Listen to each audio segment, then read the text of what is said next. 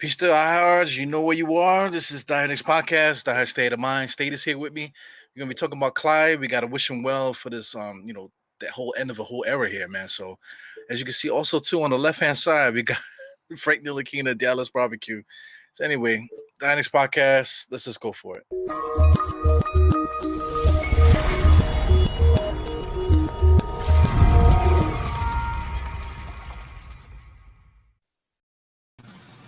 My homie State, what's good, man? Yo, what's up? What's up? You're in a new facility, huh? New studio. Nah, just the building, just the building next door. Hmm. I'm Kind of not in like the co-op same care. building. You in co-op care? Nah, Nah. Okay. it's a co-op care. Yeah, they still Uh, call it that, the co-op building. nah, they call it like Yeah, like the Kennedy building. I guess. I don't know who's in there after that. Whatever, I guess. yeah. I used to do a lot of weird stuff in there. I can't even tell you all the crazy shit I used to do in that building, serving food and stuff. They used to have all these open rooms and stuff, and I'm telling you, wait, nurses and things of that nature. Oh my god, Oh security. man, it teaches you self discipline. I'll say. Yeah, I say that's the most. Um, Kind of got to grow up fast because you don't want to never say the wrong thing or rub somebody the wrong way. yeah. And yeah, that's just how it goes. I think that's just with any jobs. Well, I was rubbing people the wrong way too, man. That's what I was trying to get at. In the empty rooms, I was rubbing a lot of people the wrong way that I should have been doing. Thank God, back then there was no cell phones and shit like that. That's my ass would have been in trouble. See, There might be TMI for the podcast. you so you, I don't even want to know what you were saying. Is when I think about what you just said, I can only imagine like you having somebody helping you in it. All right, you got it. Yeah, man. Yeah, when I was working there, I was like 19, man. 18, 19, 20. I think I got out of there when I was like 22. So I was a young boy, man. So I was doing all kind of crazy stuff when I was over there. Well, Yeah. I'm trying to. Well, hopefully I can not see this sometime soon. Probably move somewhere or something. I don't know. It depends. I don't know. But can we get to this Clyde Frazier thing? Yeah, man. You ever been to Him, Clyde's? yes, I've been to Clyde's a couple of times. The most notable time I went to Clyde's was it was the Knicks versus Sacramento, and we was home, and De'Aaron Fox I think he scored like 36 or something like that, Yeah.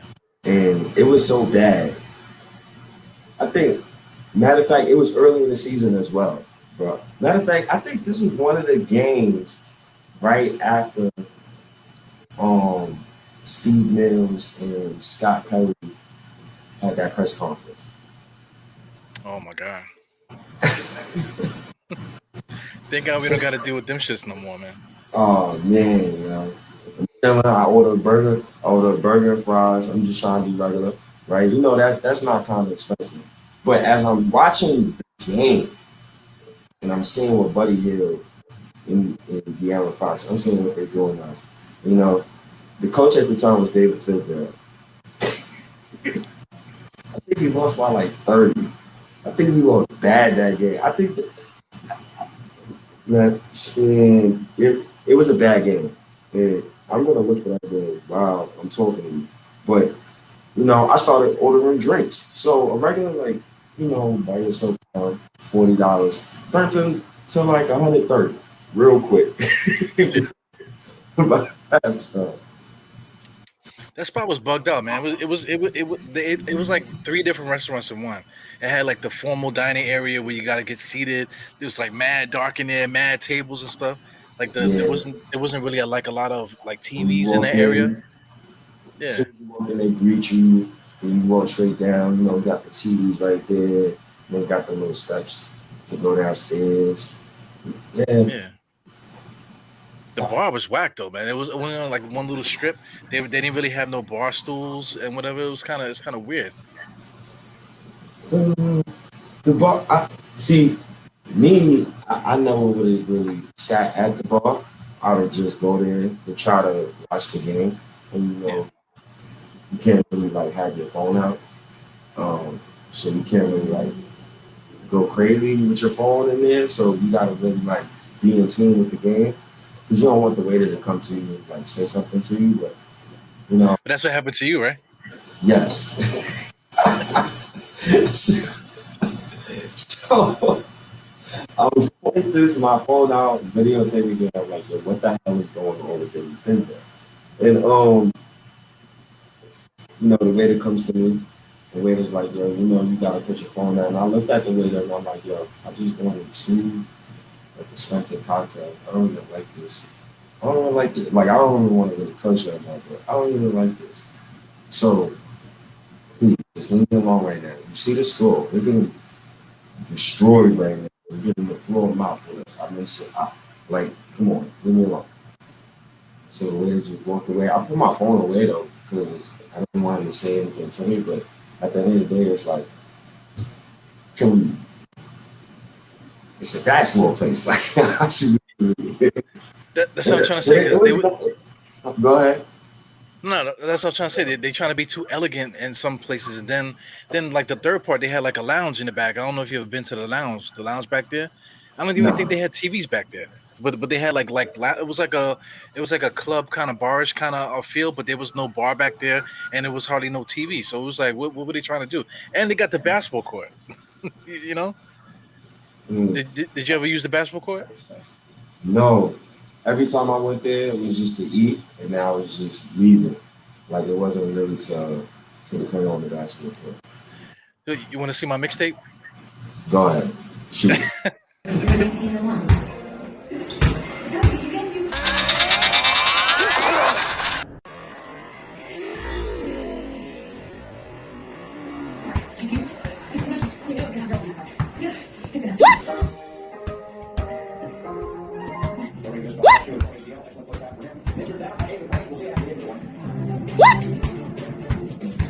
The Knicks halftime report is presented by Dine. Enjoy Heineken Alyssa is watching TV on her laptop using her phone, also using her tablet.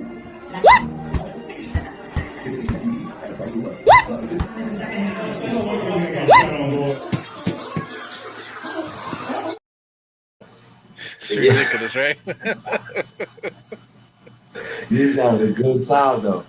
Yeah, I was. Yeah, I put up mad shots. Right, I must have put up like 1,000 shots that night, man. I was there with family and stuff. I think we was watching. I forgot what we was doing there. I think we was watching the next game or whatever. But I think we was getting smacked, so I just went in there and started shooting around and shit. You know, Mm. crazy. Now I'm trying to look for this. I'm trying to really look for this game that I'm talking about, man. We got smacked by the Kings. Oh, Yeah, wait, is it November 11th, 91 118? Yes, I think that is definitely the game. Oh my goodness.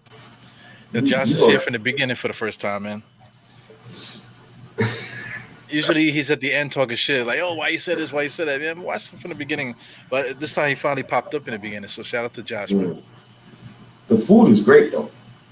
The food is the food is great. The Yeah, food is I think legit. that's like the only thing that you could say that's like super good is just the food. But that's what you go out for. You go out for to eat food. I mean, the time, but I Well, I eat. mean, like you go on to Clyde's, like I want to support Clyde and shit. You know, I like it's the Knicks game. You know, so you kind of just want to support, but like you trying to really get off, but you can't really get off because people are actually on business meetings and having dates and all kind of stuff. Like I said, it was just a weird. It was a weird vibe. You know, like I wish they wouldn't close it. I wish they would like maybe like revamp it or something. But I think just with the whole COVID stuff, it's just like another casualty. You know, because I think their management they just had a problem with excuse me, all the COVID protocols. So I think they moved like quite a few of their businesses out of New York because of this whole thing. So, yeah, I don't want it to turn into like one of these pods again. Just gotta ask you this question. I gotta ask you this question because it just hit my mind. So, and I guess we could talk about Kyrie Irving as well. Uh, well, I want to talk about Kyrie after this Sunday. Like, um, you think the workers? So, according to this whole vaccination thing, right, do you think the workers? It's a lot of workers who are just refusing to take the vaccine at this set date of September 27th, and like, and it's affecting so many businesses. You think that's one of the causes? Well, like just to judge by my job, there's a lot of guys in my job that don't want to take it. They're like kind of arrogant about it. That because everyone's still skeptical. That everyone, because I was that way too. But what made me take it is my kids. Because if something happens at school, they don't want you nowhere near the school if you're not vaccinated, or bunch of different stuff. So I didn't want to get caught up in that. So me and my wife decided to do it. But I mean, it's gonna have to come down to like money. Like they really gonna have to like start firing people, and you don't want to see that. It's like kind of messed up. But that's like the only thing that will make anybody really take it. So that's where we at right now. Every business is the same way. Everybody's playing that stalemate. Like I dare you to fire me type of thing. I dare you to do something about it. So for me, like, yes, I am vaccinated, by the way, but I can understand both sides of the coin. You know what I'm saying? Like, just for me, like, I be around my family a lot. I work here. I move around too much. You know, and a part of me feel like I don't want to feel selfish. And plus, me thinking future forward wise, like I already knew this was coming, bro. Like in the back of my head, like I already knew this was coming in the back of my head because it's going to be it's going like COVID not going anywhere. It's not. It's going to be here. But I say for the next like 2 3 years, COVID is going to be here. So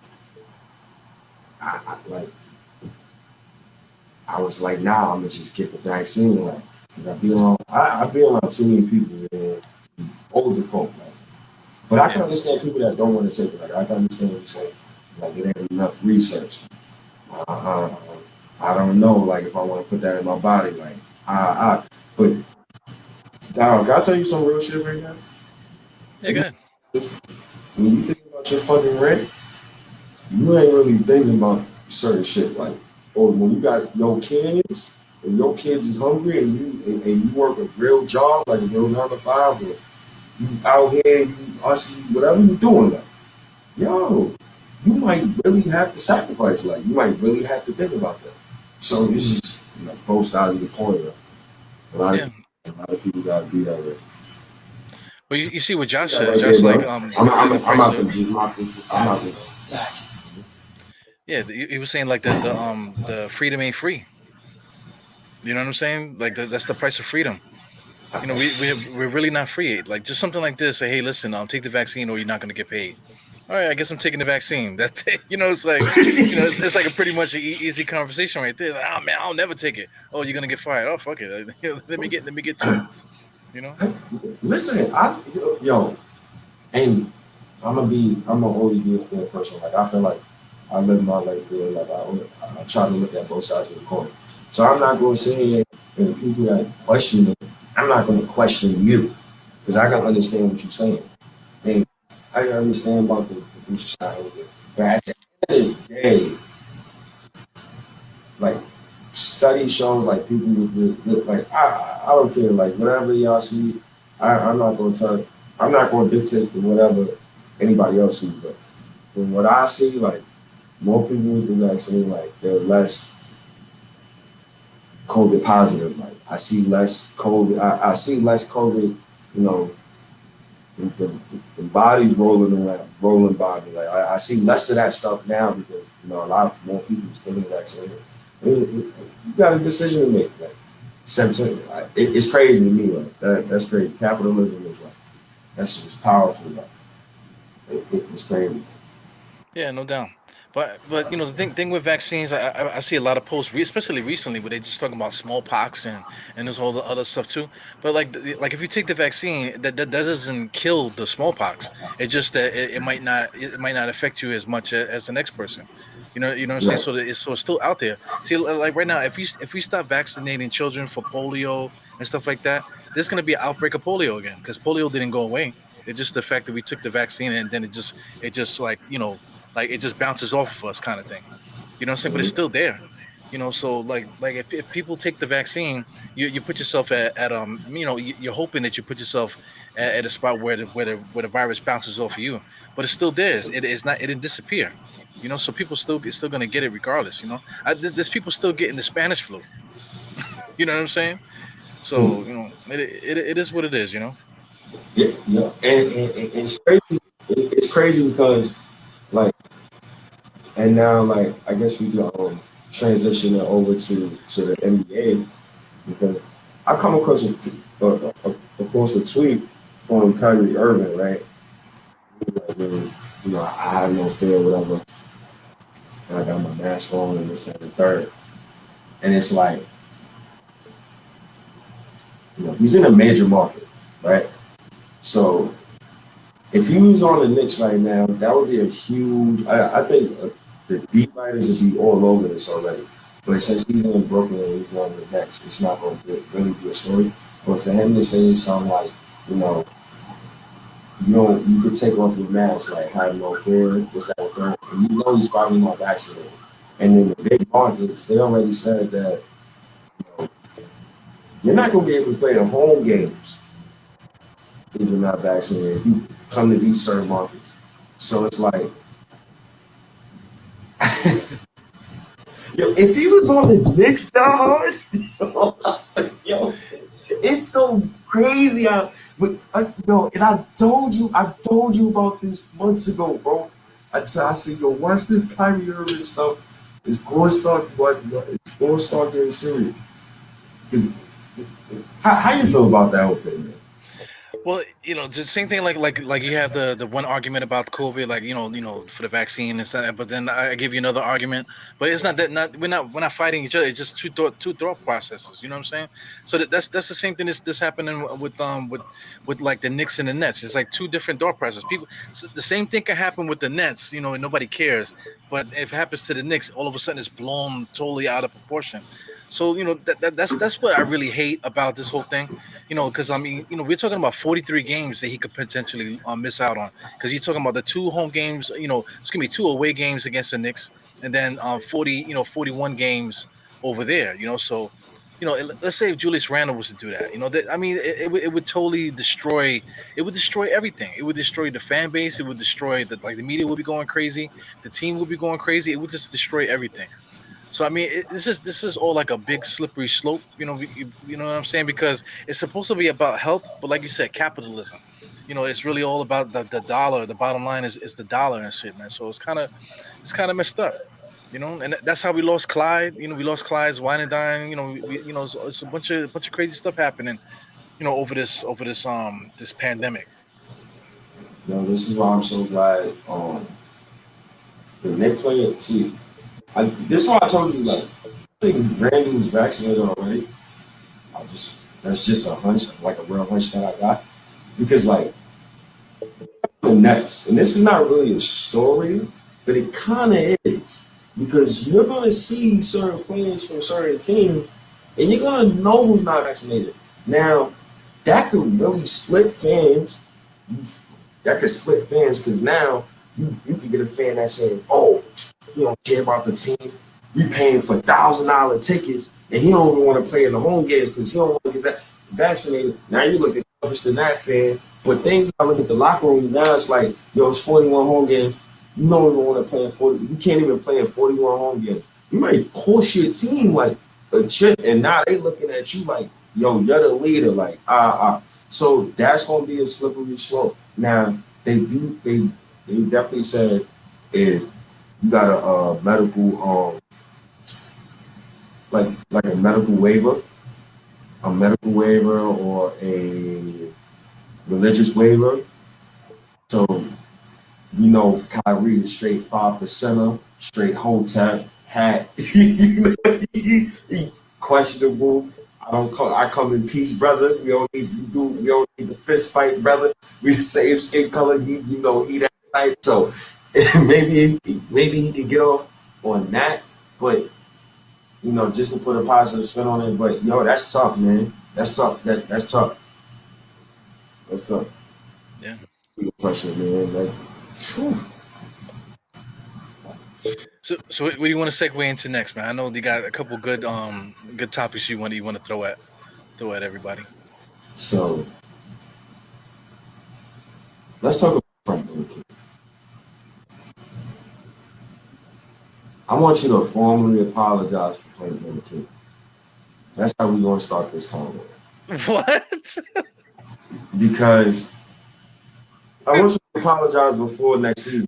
I want you to apologize Apologize for what? What happened? because we had a podcast recently, and you definitely said, you was talking all this Alfred Payton job, blah blah blah. You was loud with it. You was drinking a little coke for I don't know.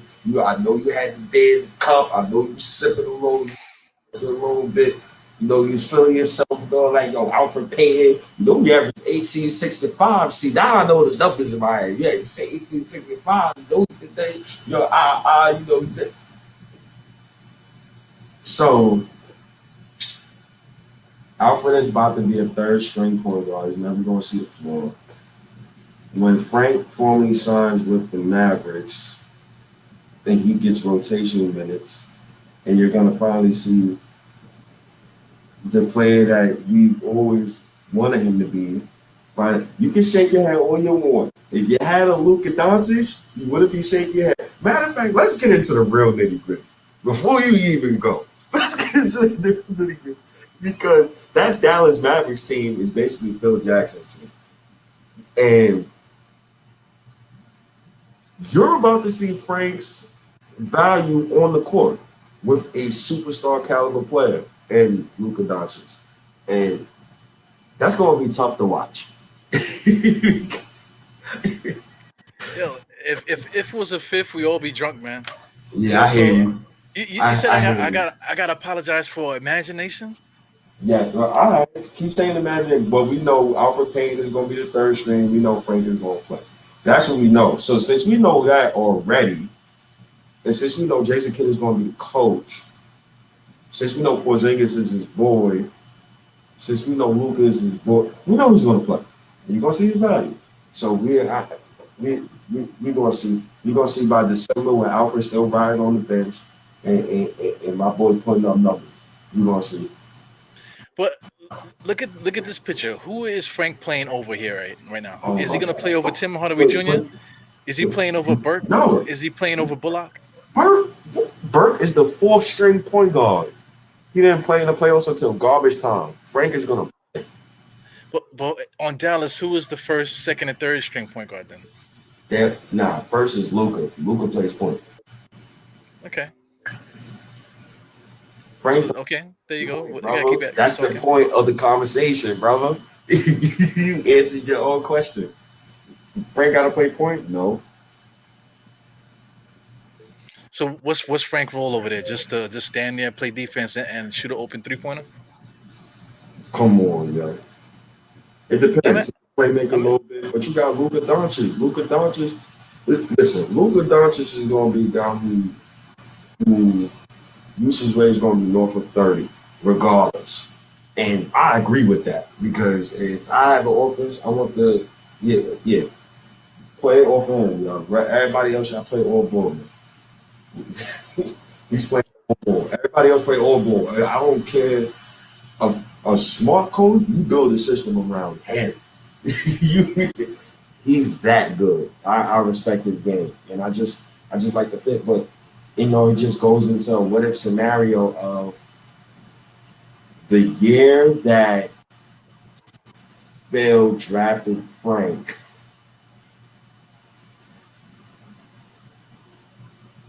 What if Phil doesn't get fired by Dolan and Dolan just says to hell with the fans? Because it was really the fans who got Phil fired. It was really Stephen A. Smith getting on getting on first take. He's like he was disgusted. You get what I'm saying? And you know, like who Phil Jackson, man. What if we didn't fire Phil Jackson? Dolan says the hell with the fans, the hell what y'all talking about. He stays the whole season and he gets another season and he just tanks. He tanks that season away in 2018. Now in 2018, and we all talking about the top 5 picks in that draft. In 2018, we all know who we drafted. We drafted my boy Kevin Knox. So how would you think that would have had played out? Or you think it was just too like you think that the castle was just so deep, like it's no comeback for Phil Jackson after the Frank Ntilikina pick. Well, Frank, this guy Phil Jackson, he lost everything. He lost the team. He lost the trust of the organization. Steve Mills couldn't trust him. Nobody else around him could trust him. The rest of the league was making fun of Phil Jackson. So there was a lot of stuff going on with that. So I mean, Phil Jackson, he would have got fired anyway. You know, Mm, and then hindsight is always 20/20 because without Phil Jackson getting fired, then you can't put Steve Mills at the head, and then Steve Mills wouldn't get fired. So things have to happen in succession in order for things to get to where they are now. Because both of those guys have to go. Phil Jackson and Steve Mills. I'm just saying keep him for that 2018 season. Let him take it and fire him. I get it. But it's a Cause slippery slope, damn, man. But it don't take away from the fact that Tim Hardaway Jr., Josh Green, freaking Trey Burke, who else you want to say? Jalen Brunson, and Reggie Bullock, and Dorian Finney-Smith. All those guys are playing Jalen over Frank Ntilikina. Jalen Brunson got shot in the playoffs. Go ahead. Go ahead. Go ahead. Yo, Yo, people. no boy. Yo, Dog. This is what you need to understand. Oh my god. When they come to playoffs, when it come to that money time, bro, you gotta produce. I watched Jalen Brunson get benched by Rick Carlisle. Like, let's not make this not make believe that thing. I watched Trey Burke get benched in the playoffs. Like, them dudes is not playing in money time. You can't say that about Frank because of what Tibbs did. So I don't want to hear that. But Tibbs did the same thing. Tibbs played the but yo, he ain't good. Yo, didn't Tibbs bench Frank Ntilikina though? Come on, man. You're not gonna do not tonight, man. But he Not did. tonight, man. Like you can't erase like Yeah, not stuff that really tonight. did happen. Like Alfred Payton, he did average 18 and 6 for that short period of time. He did. I didn't make that up. Yo, He actually did do that. you ain't gonna have to do this, yo. So, so, so Alfred Payton earned his minutes. Yes, in the beginning of the year, he earned it, and then he averaged 10 and 6 for the beginning of the year until like at the end where he just like fell off the face of the earth. But not one time throughout the whole year did Frank Ntilikina earn any spot. Okay, I can't. Whatever. Whatever. Because you not about to say because we can't go into this loophole again. Because you know what I'm about to. Alfred didn't earn his minutes. We all know quickly should have been playing more than 20 minutes per game. Come on now. Yeah, but at what point did Frank average 18, 6, and whatever it was? At what point did he do that? Yeah, this is what we do. So when Charles Smith was averaging Oh my god. he's averaging 21 points for the Clippers. That's what you thought you was getting. That's what you gonna put these numbers to me. Charles Smith just turned his computer off, man. If he's watching, he's like, "What I gotta do with this shit?" You know what I'm saying? Come on, dog. I don't know, man. Oh Yeah, But listen, I give you this. Like him going to Dallas is like a good situation for this. Like you said, for the simple fact that they have Luka Doncic over there. So Luka's going to be the head. The head of the serpent. He's going to be basically doing everything: scoring, rebounding, assisting. Shooting. He's going to be doing everything. So all Frank got to do is this. Just stand there and wait for the ball to come to him, and then maybe play defense on the guy that we don't want Luka playing defense against. You know what I'm saying? And that's really it. Reggie Bullock's the same way. Reggie Bullock's just gonna stand there like this, just waiting for yeah. the ball to come to him, and then that's That's a basically fact. it. I mean, like I don't really want to make it about Frank, but you know he don't really got no pressure to really produce, and he's gonna be playing next to Luca. And, you know, I'm just really confused at how most of the ex Knicks that was under Phil Jackson is dead on the Dallas Mavericks right now, and instead of like RJ, they got dead Luca, and it's Porzingis, and it's Tim Hardaway Jr., and it's Trey Burke. It's like, damn, you gotta think about it like coaching really matters. You said coaching. Coaching and environment really matters. Like like it really matters. And I didn't think it mattered so much until like just now. Like I'm thinking about their roster and it's like, damn, they almost had all our goddamn players. Like, god damn. And they still might win 50 games with them. Well, and they in the Western Conference. So man, coaching matters. Coaching means a lot, man. So I mean, you said coaching, right? So who is Mhm. Dallas Mavericks coach? It was Rick Carlisle. Hell no. Yeah, last year was Rick Carlisle. Last year it was Rick Carlo, but he left. He's not there now though, No. and he kind of left on bad terms too. Yep. And it's not like they were Jason winning. Kidd. Yeah, Jason Kidd's the coach for next year, but the last few seasons, it's not like Dallas is winning. I kind of like skimming through it right now.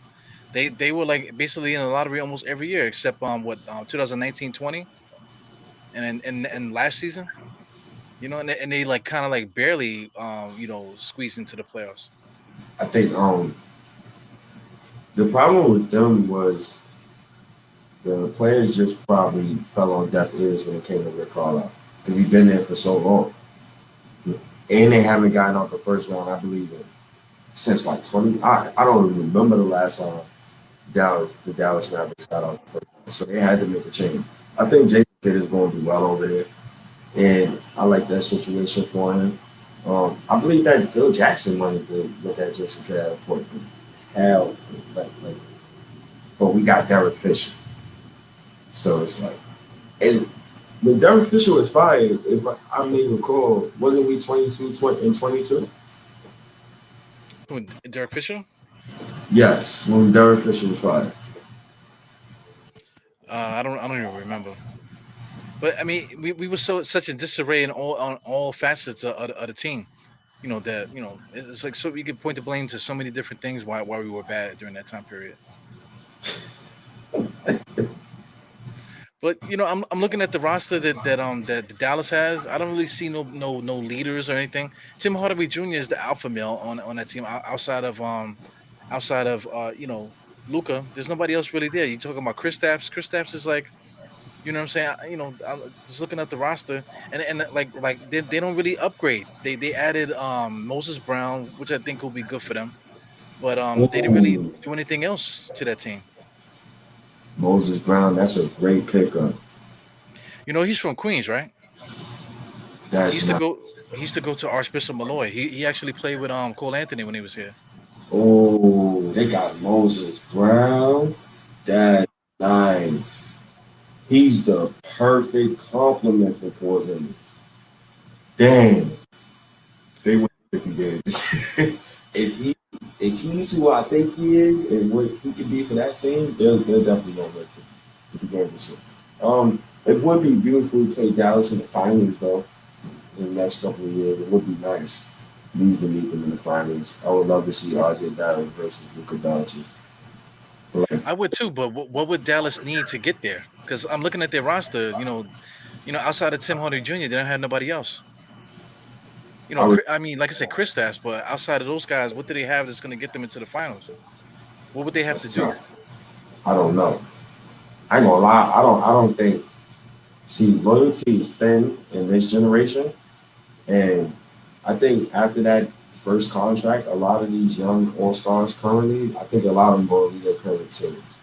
Um, I think Dallas is going. They're going to try to like build around Luka, try to make trades. Do I see them winning a title with that roster? No, I don't, because I don't see. And shout out to Steve Mills, even though he was doing a bad job, but I don't see Porzingis lasting that long. And then his contract is just so bad. And then the rest of the roster is so regular that Luka is going. It's going to be to a point where Luka's going to be looking around like, shit.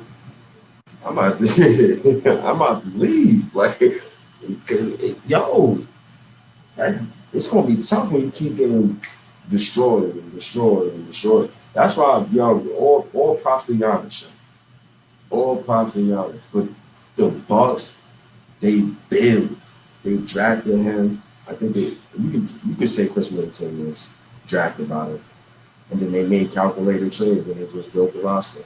They, Well, the thing with the Bucks is that they actively was trying to win every single year. They was actively, trying to get this player, trying to get that player, always trying to get, and up to the point where they got a Holiday on the team and whatever, and then that was able to get them down that road.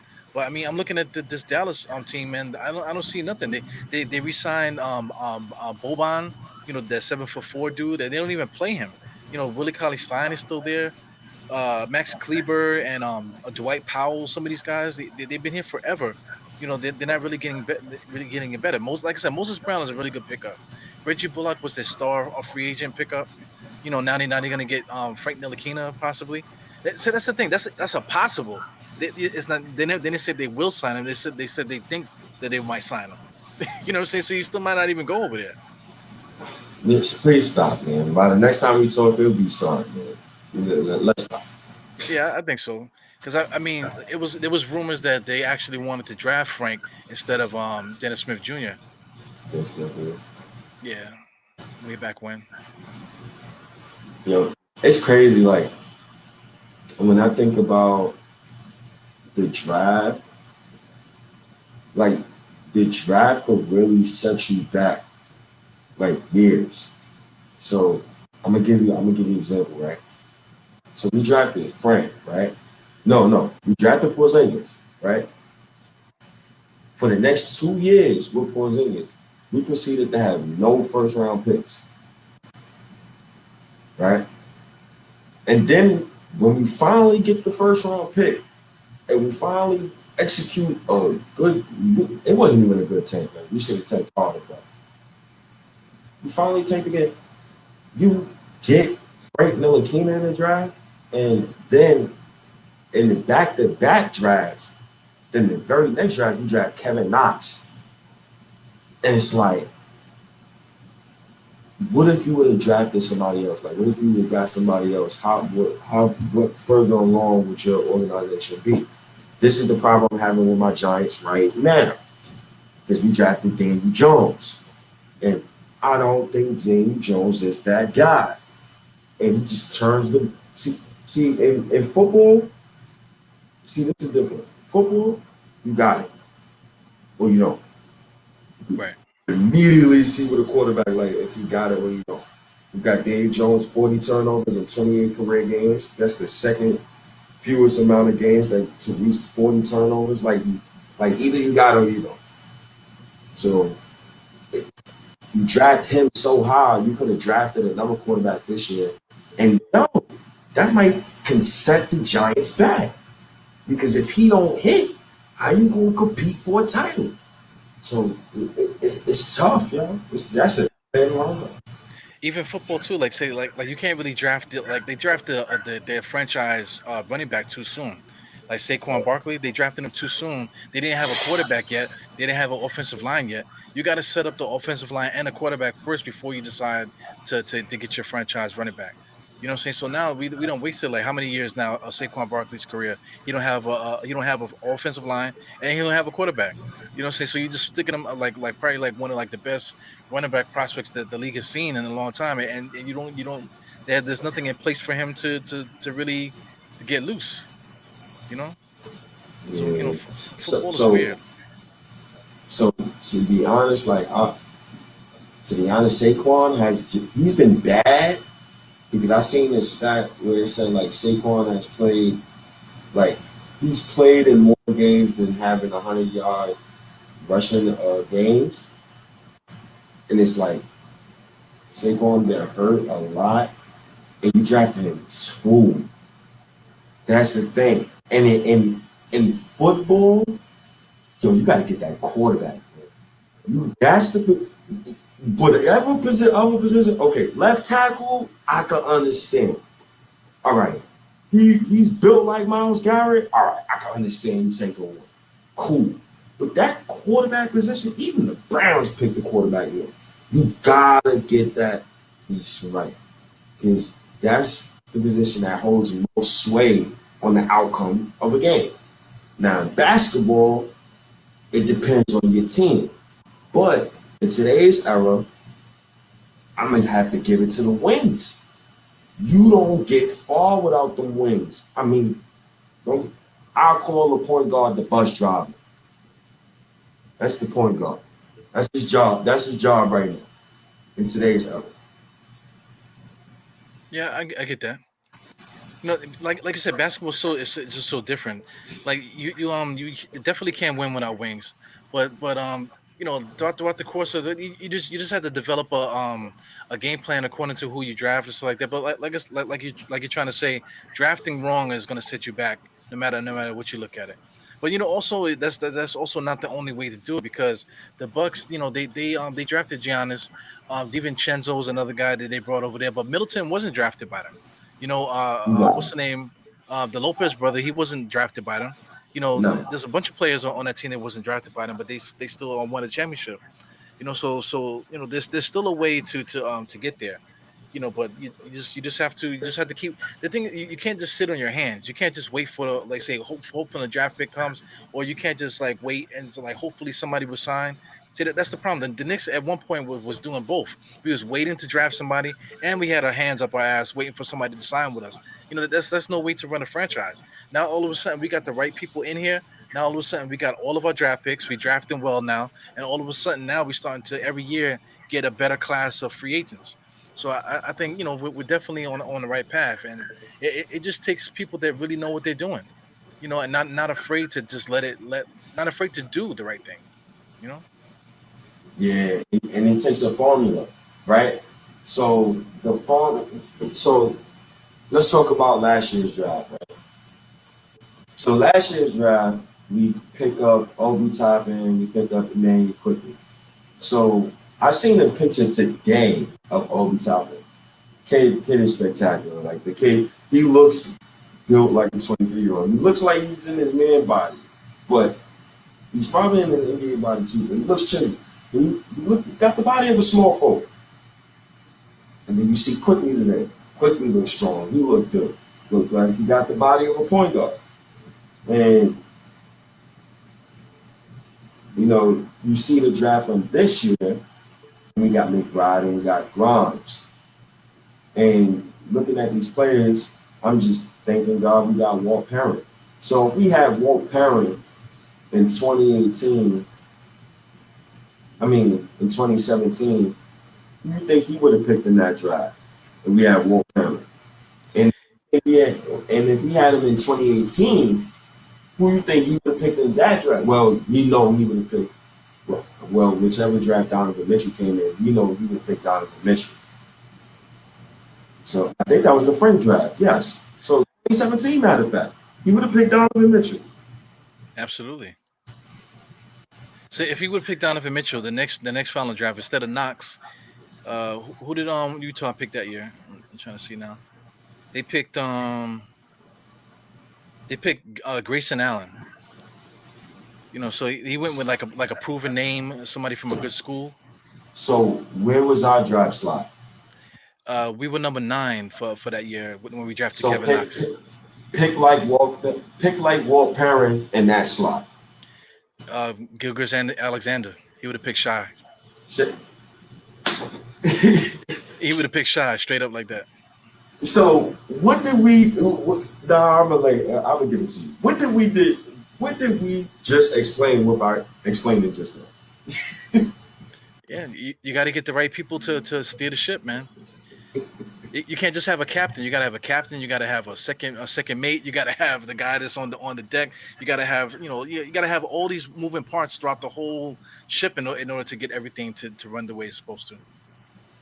Yeah, yeah. And man, when people gotta stop doing that. And the Knicks need to chill, man. They gotta stop doing that. Damn, big. Yo, One thing you better call it now. That shit was stash my shit. leave it in the laundry room. I have a glove. So what? The laundry room.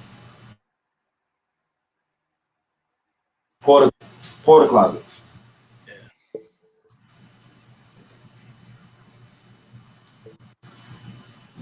So I mean, the Knicks right now. Right there. Just come right there. Leave by the G elevator.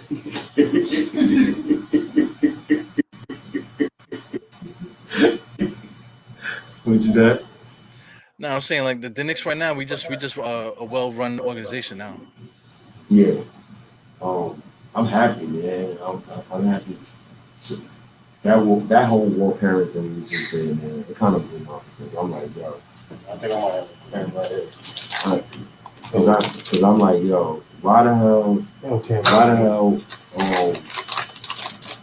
what parent didn't get signed here in like 2017?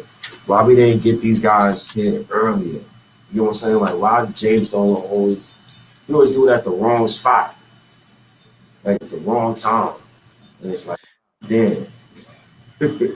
Well, he's an idiot, man. He don't really know what he's doing. He's just kind of like having fun. He's the owner. He owns the team and stuff. So he was just putting the reins into people's into people's hands, and then hoping that they would just do the right thing. You know. But damn, it's like years too late, man. You gotta stop doing that. But well, we had to get Phil Jackson. I think that was just Lord's fate. I think we had to get Phil Jackson because I remember that year. And I think Stephen A was like, I think he was literally telling fans to go to the garden and like protest. Yeah, Stephen A. Smith is a dick though, man. I was watching him today. He was I forgot who he was into I think I forgot the guy's name, but the guy that's usually with Alan Han, I forgot his name. But they got a show together, but he actually was on Stephen A. Smith show, and the guy's just trying to talk because it was his segment. You know what I'm saying? So he's like trying to talk. Yeah, he used to play football. I know you're talking about Bart. You talking about Bart? Yes, Bart was on the show.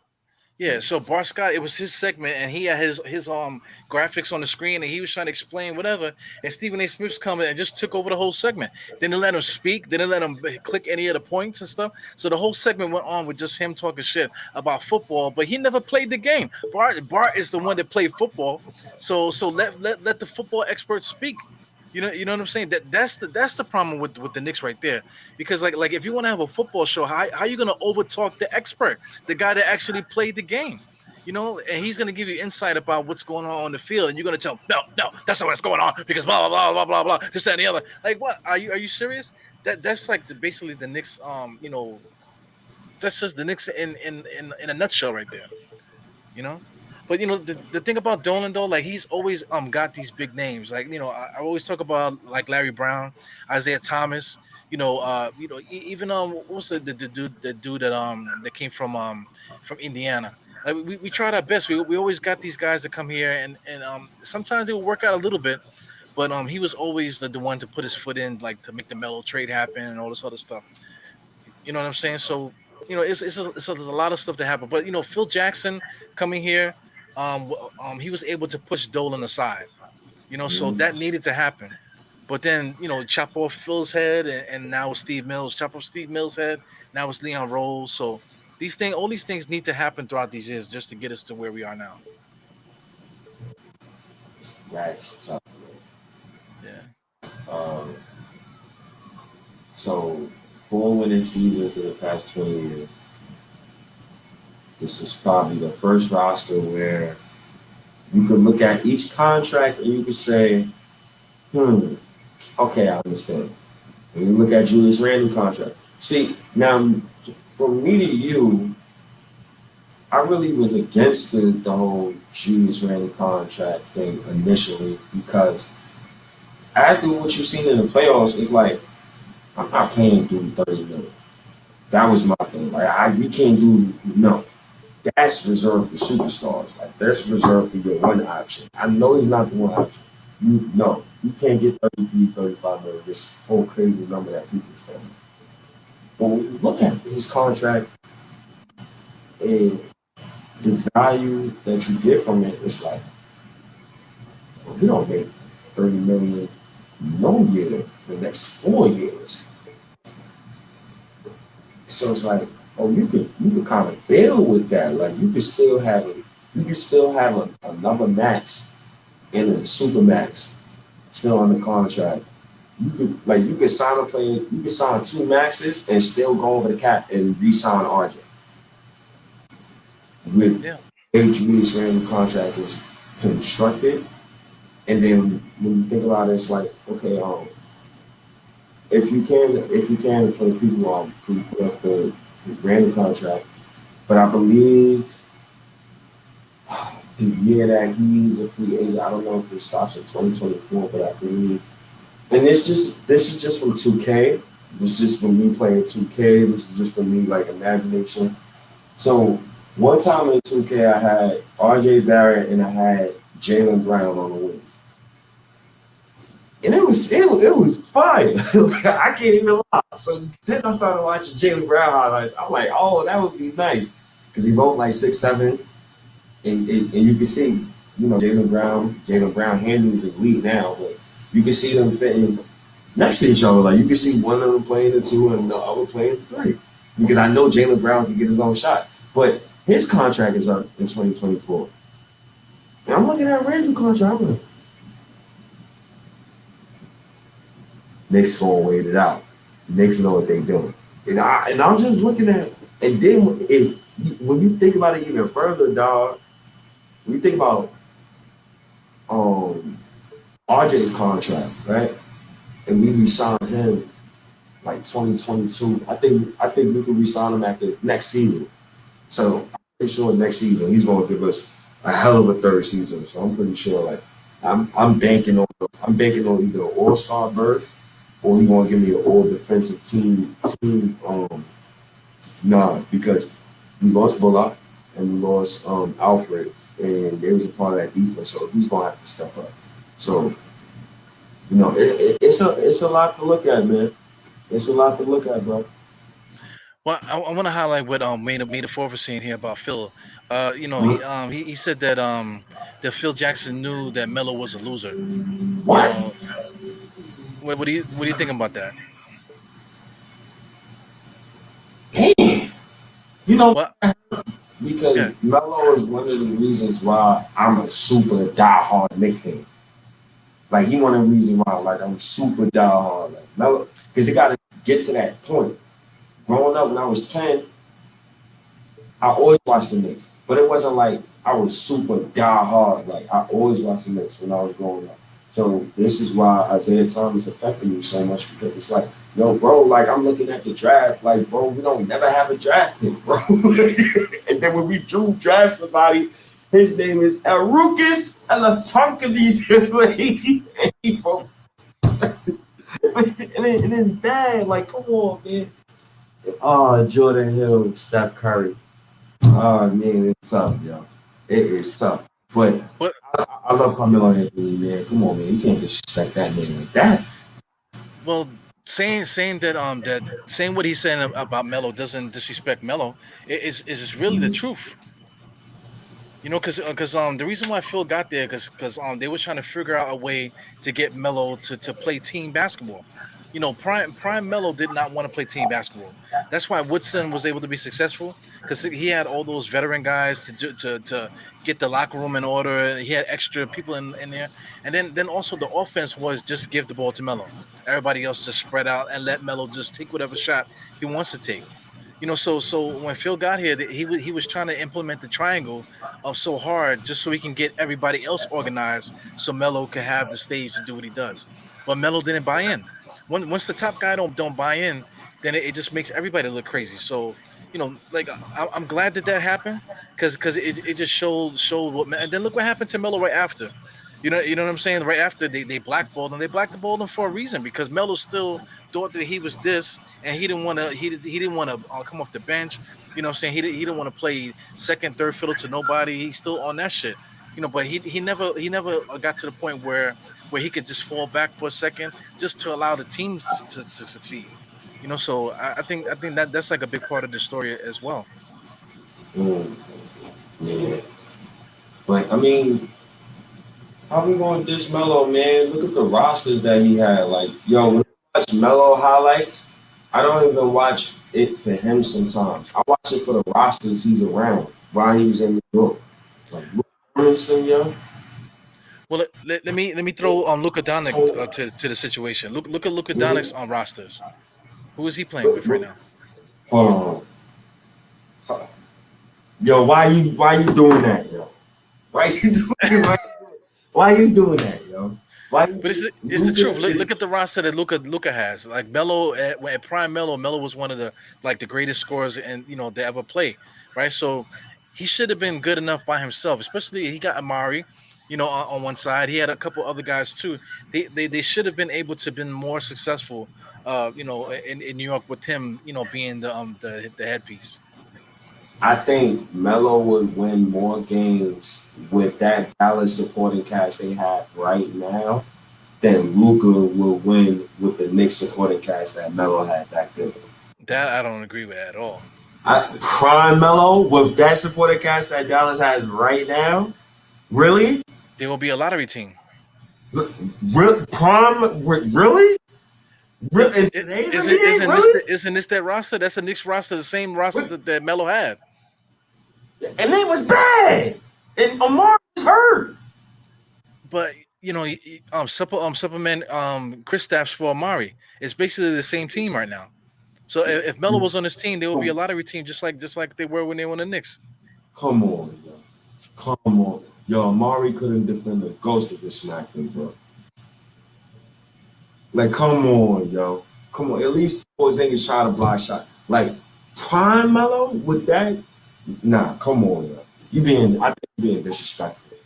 There will still be a I think lottery team about, just like how they was here. I think, so, from from me to you, I think it's just two different NBAs, man. I think Luka is just a product of today's, and he's the baby. You can't stop 29, 8, and 8, yo.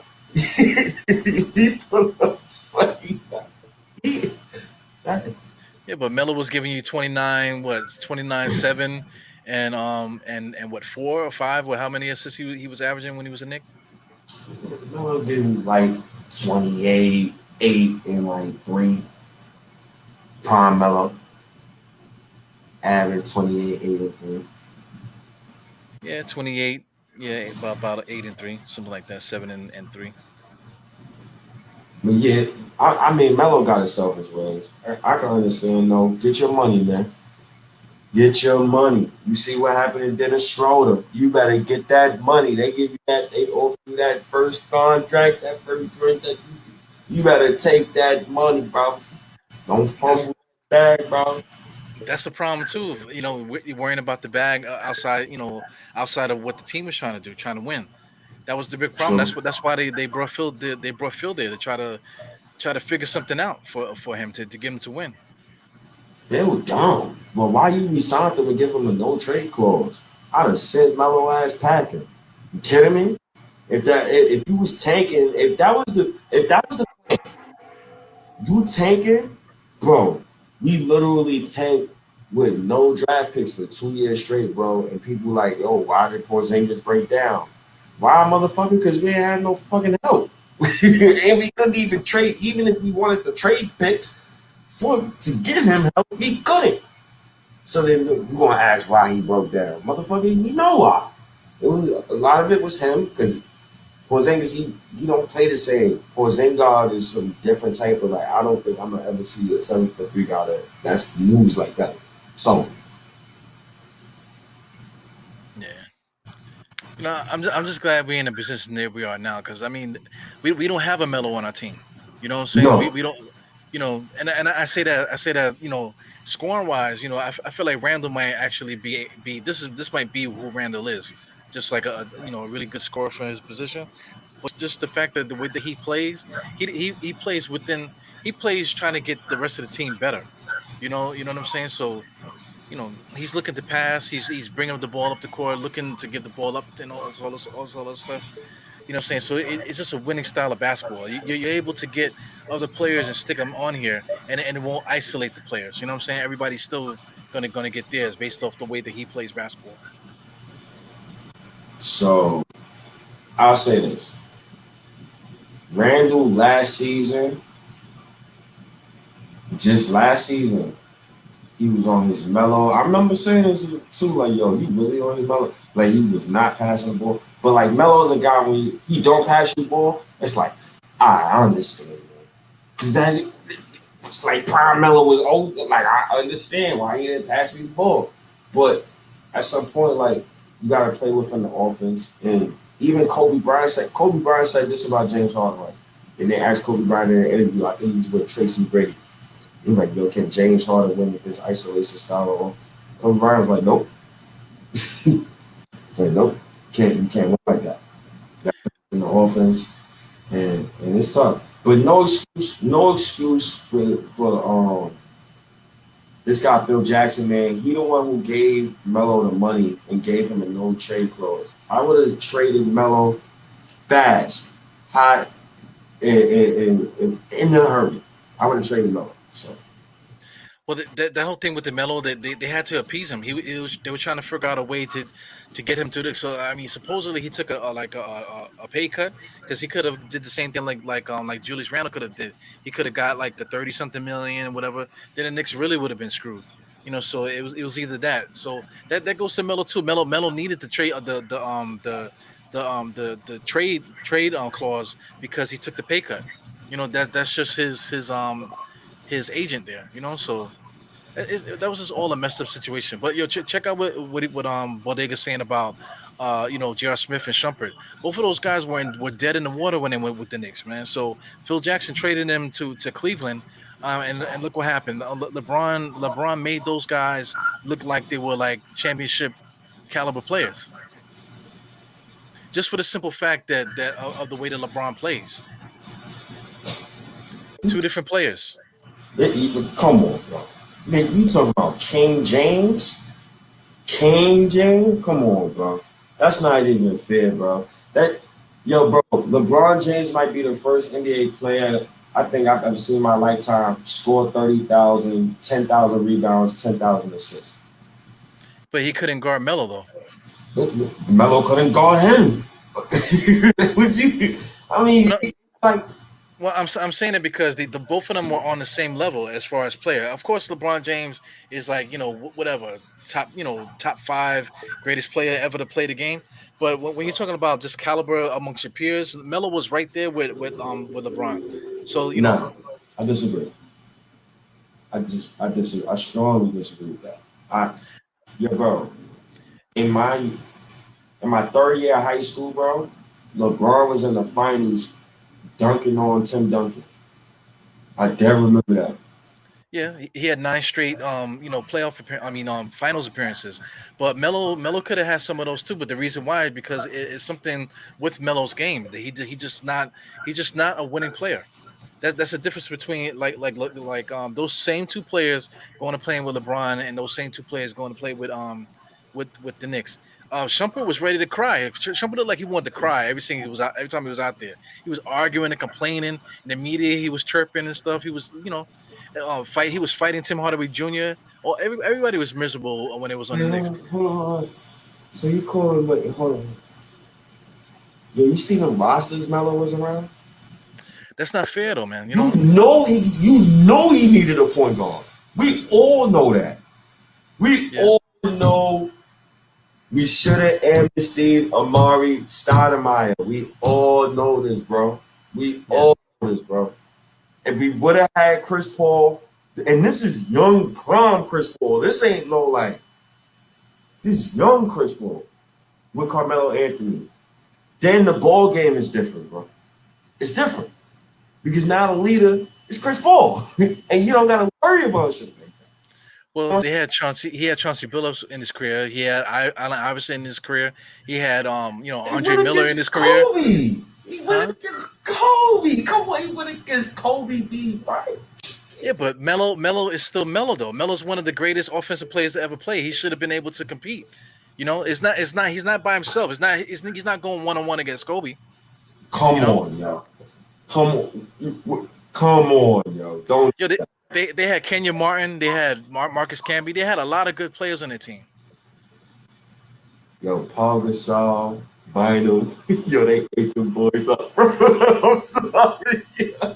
I'm sorry. That's Kobe, yo. And Kobe, and here's the thing, right? And all right, sleep in peace, Bean, Kobe Bean Bryant. Like, yo, dog, you can't get it. You can't put that on like you could put some blame on Melo, but I don't blame him for taking the money. I can't blame him for that. Them rosters he was around was bad. There was no reason why you didn't amnesty Amari and then put you know what I'm saying? So it's tough, man. It's I tough. agree with that, man. But you can't. I don't agree with the excuses. See, that's always been the problem with every single argument. Even bring it back to like the Frank Ntilikina thing, because that's what we were talking about initially. How many excuses does Frank have?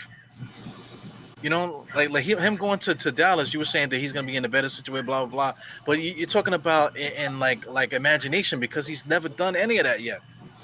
You know what I'm saying? It's like too many excuses for one player. Like it's like it has to be like everything has to be like perfect for that one player to succeed. Same thing like Melo. Everything has to be perfect just for him to succeed. That's and that tells you right there. Those are losing players. Like you're I you wasting can't. Nah, you're you wasting the can't do fan that. base's time and the franchise's time. Just trying to build around that one person. So so every player, all right. So you done. So losing player, like I don't understand what a losing player is What you because say? this current All Star right now who's never made the playoff. Zach Levine. So we call him a losing player? Well, he hasn't won, so he's a losing player. Come on, yo, you being too much. He hasn't won, but I mean, somebody like Zach Levine, like right now with Chicago, that'll be the real test, because truthfully, he has never been on a good team. When he was in Minnesota, they were all young, and then they traded him right away, and then he got sent to Chicago. But look, he was able to build himself up from looking like almost like a bust to being like one of like the best offensive talents of the NBA today. So now he finally got backup. He got DeRozan now. He got the ball kid. He got a couple guys. Vucevic. Now he has guys to play with. So now you can start making an argument whether or not he's a good player or not. Hmm. I, we'll see. Sometimes it just takes. It's just right time, right moment, right talent. Yeah, that's for everybody, man. But just when you get into the like, well, this guy, if he had this, if he had that, if he had a point guard, or if he had somebody that could do this, or if he had this, or if he was on a better team, then he would really show what he could do. That's too much, man.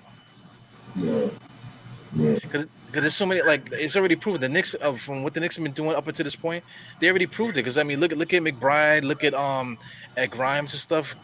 Those two guys alone just eliminated the whole conversation with Frank and stuff. Because it just shows you that there's always a player out there that you can get that can come in and do what you thought another player could do. You know. Yeah. Yeah, yep. You heard what Melo said? NBA is a business, yo. And ain't no feelings involved, man. You can't. Well, that's why he's a loser because he's talking about business or whatever. But there's a Oh business of when you're talking about man. money, and there's a business of basketball when you're talking Oh about wins and man. losses. How you doing? I know you feel me what I'm saying though. There's a business of basketball when it comes to money, and there's a business of basketball when it comes to wins and losses. So he was more focused on branding and money. That's why he's a loser. So he was more focused on that, and we couldn't get him a point guard. Okay, God. Okay, I see. You know what? I'm not going to dispute that. Yeah. Look, look, he already facts. Look, he already look, facts. I can't even believe that. But Melo, I can't really blame him, yo. I'm sorry, man. I seen them rosters. Go look at Melo highlights and look at the rosters. Look at the coaches he had. Look at Phil Jackson. Well, he played with George Karl. George Karl's one that was like a good coach. George, well, you heard what they say about George Carl. He's a horrible human being. Yeah, he's a piece of shit, but he can coach a game though. He was good with Seattle. He got Seattle to the finals. So he's a decent coach. So, we just did a whole memory lane. But it connects though. It connects with everything that we're saying. hmm I'm just, I will never forget the day. So, last thing, like, I never forget the day. I was sitting in my living room, in my mother's living room, and it's like 10 some in the morning. So ESPN is like, oh, breaking news, Phil Jackson calls for a press conference. So Phil Jackson's on ESPN. He literally trades Carmelo Anthony on live TV. You'll never see some shit like that. He said, Melo, Melo should, find a way to, move along. This team is moving in a different direction. I'm like, God damn, bro, that's not how you do business. It was bad. It was bad. Yeah, the Knicks suck at that, man. Well, I mean, up until this point, they've been really bad at that, no matter what. Well, I had just did a Bernard King podcast, man, but that was based off a post that you had made. So I was gonna wait for you to do it, but I kind of wanted to get the idea out. So what were your thoughts on the Bernard King? I know you wanted to say something about him. Oh, I wanted to know what it would have been if. So I read a couple of people's comments. I think OG5, shout out to OG5. I think he said that Rick Pitino. It was somebody to that. It was either Pat Riley or Rick Pitino. It was one of those two guys. He said that they didn't think that Bernard King would have came back, to himself. Like he would have never been himself again. Like the ACL at that time, sports medicine wasn't the same, so it would have been a nail in the coffin. So I just asked the question, like, yo, what if Bernard King, he still gets hurt by the way. We still get the first pick because the NBA said the Knicks and New York was losing money. They needed that money coming in, they gave us Patrick. So what if he still come we still get we get Bernard King to sign and then we still draft Patrick.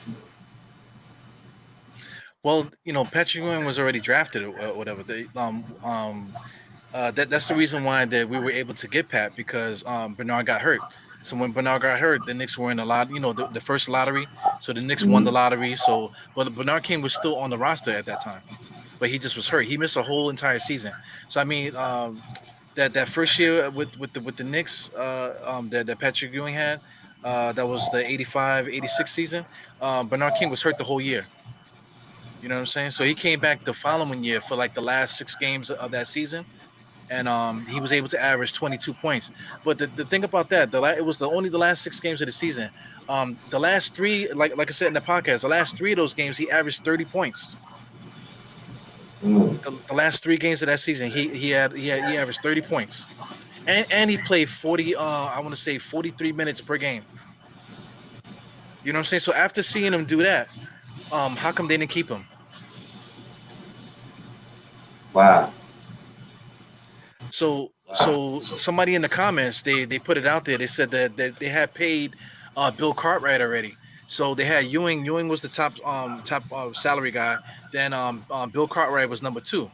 So back in those days, I think the salary cap was like $4 million, and I think Patrick Ewing was getting like 2.5, and I think Bill Cartwright might have had like 1 point something. So that was like the whole salary right there. So they had no money to give Bernard King. Whoa.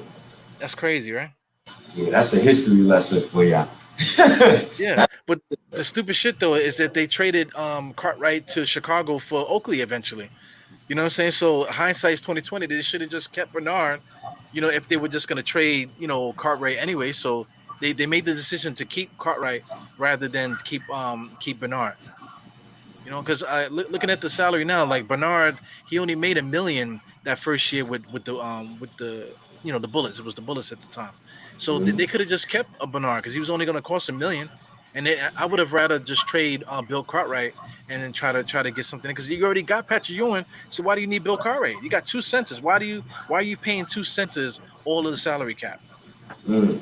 Yeah, so So that's stupid, man. in 19, so let's just continue with this what if, right? So what year did Mark Jackson win Rookie of the Year for the Knicks? Was that 88, 89 season? I believe so. Let me double check. Um, I would like, because the reason why is I would like for you, even I'm gonna look it up. Bernard King's numbers that season, and we still get John Starks. I mean, John Starks. We still get Mark Jackson. He's the Rookie of the Year. Right. Well, yeah, because I mean the Knicks weren't playing well, so the Knicks would have still been in the lottery anyway. So they would have still probably drafted Mark Jackson. So I went through the whole thing in the podcast. So the Knicks would have had also the Knicks drafted Gerald Wilkins the same year they drafted Patrick Ewing, and Gerald Wilkins he averaged 18 1 year and basically 14 points every single year after. So you would have had Patrick Ewing, Mark Jackson, Charles Oakley, Gerald Wilkins, and Bernard King all on the same roster. That would have been a strong roster to compete. And it's funny because that year I'm looking at Bernard King's numbers. 31, 32 minutes per game, 21 points, 48% from field goal range, 5 rebounds, 4 assists. Those nice numbers, man. For a wing, Well, check out when he maxed out. at 28, oh, he maxed out 1990. Yeah, that was the year that Chicago won. And, and look, hindsight. Look at hindsight. So 1990 year, the Knicks roster. Add Bernard King to that roster in 1990. You think you can face the Bulls and beat them? Well, it would have been the Knicks versus them because that was the end of the bad boy era too. You know what I'm saying? So it would have been a dogfight. But with that dogfight, would have been a little different with that 29 point per game on that court. So Because y'all, man, Ewing had just hit 28 points again the year before. So this is like prime offensive Ewing at this point. So you got prime Ewing and Bernard King is back on his game. You know what I'm saying? It would have been nice to see. you see how little things that can happen can alter a whole timeline. Yeah, man. Yeah, he said and then I'm looking at the 1990 Knicks roster. Maurice Cheeks, Patrick Ewing, Greg Grant, Stuart Gray, Mark Jackson, Jerron Musa, Charles Oakley, John Stuck. Wait, all right. So for me, Gerald Wilkins, Kenny Walker. So for me, when I look at this roster right now, you got Oakley, you got Starks, and you add Bernard King to that roster, that 1990 roster, the Knicks would have won it all. I think we would have won it all. We would have won it all. Yeah. You can argue it. Yo, What? the Western Conference was bad too because it was the Lakers. And Lakers they were all old at that point. So we would have had a shot to beat them. If he made it to the finals, we would have won the shit. Yeah. Because the Knicks would have did what they asked. It would have been a street. It would have been a street fight each game. And the Lakers, they was too old to get in a street fights in every game. I think what's his name got hurt. James Worthy got hurt as well. Like people don't remember that. And then Max Johnson, he was old. And that's like Jordan. People don't remember that when Jordan won his first ring. Them boys was hurt. Them boys was banged up, man. So, man, it's man. It's interesting, man. That's very interesting. And then you think about it, like Jordan, he three-peated. And if I'm looking at this roster, I'm pretty sure that Bernard King would have played a couple of more years, at least 2, 3 more years. So, wow. Well, he ended up hurting his knee again though. That following year, after he averaged 28, he missed the whole next season because of that knee. See, he would have been healthy because he would have been playing with Pat, and Pat would have been. Yeah, exactly. Yeah. That's hindsight, yo. You need a good roster, man. You need a good roster, man. Yeah, I'm so happy for who we got right now, man. Because these rosters that we had before, they was bad. Yeah, man. Yeah, so I think we're gonna do well. I think we're gonna do well going forward, man. Yes, sir. Yes, sir. We definitely gonna be talking a lot soon, cause I believe it's 3 more weeks. I think it's like 3 more weeks. Yeah, I think so. It's gonna be ramping up soon. And yeah, man. I guess we got everything. Man. Yeah, no doubt. Damn, yo, Bernard King. Why you didn't just stay? You could just stay a couple more years. Yo, look at that's a good roster, bro. Starks, Mark Chats. Oh God. We have all bases covered. Hey, yo, a star five. So who was the Knicks star five? Can you remember? I think it was Patrick. It was Oakley started at the 4. So Bernard would start at the 3. Mark Jackson and then Gerald Wilkins. So Gerald Wilkins and then Mark Jackson. Yeah, I think yeah. I think yeah. His name now Jordan. Somebody got to guard Bernard King and Pippen. Starts off the bench. That's nice. Bernard and Rod Strickland. Ooh. Well, Pippen probably would have guarded Bernard King, so that it would have been a fight. Because Pippen could guard Bernard King, but Bernard King, no matter how good defense you play, Bernard King is still gonna score. You can't. He was one of those guys you just couldn't stop him. Yeah, it would have been interesting, man. That's a fact. I mean, that's all I got, dog. I got you, man. We had to talk today, man. There's too much stuff. There's too much stuff to talk about, man. We had to get that out of the way. And I appreciate mixed community, man. Yeah, man. I'm in a whole different building, bro.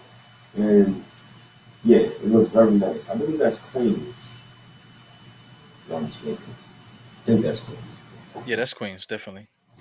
Queens, right? Yeah, that's Long Island City right across. How's you call it, building? Yeah, that's Long Island City. We definitely got to get you some fucking headphones, man. I keep telling you, you got to get headphones, to plug into the damn thing. Oh, yo, please. All right. Just write it to me on Instagram, please, so I can bring headphones in my head. I got the headphones right in my crib. I think I got those. Yo, one day you're gonna see me standing in front of the building with with headphones. You're like, who? Because I'll be forgetting it. Like I grab my bag and then I'll be walking.